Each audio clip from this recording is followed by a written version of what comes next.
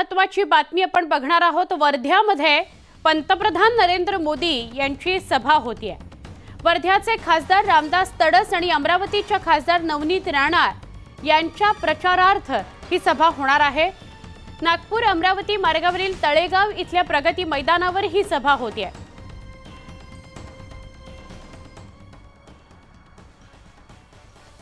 आमचे प्रतिनिधी नरेंद्र मते यांना अधिक विचारणार आहोत। नरेंद्र, काय अधिक माहिती?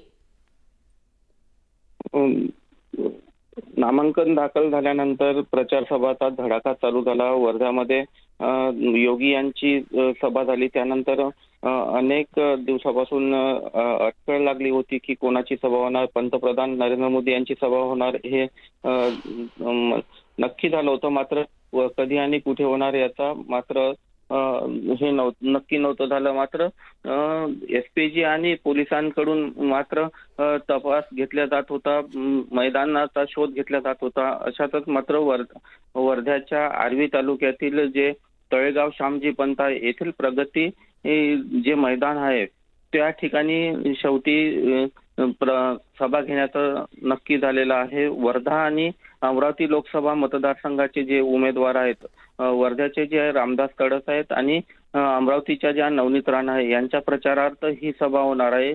दोन्ही जिल्ह्यातील जवळपास 40 किलोमीटर अंतरातील जे गाव आहे। नरेंद्र, धन्यवाद, आपण ही माहिती दिली त्याबद्दल। वर्ध्यामध्ये पंतप्रधान नरेंद्र मोदी यांची सभा होणार आहे।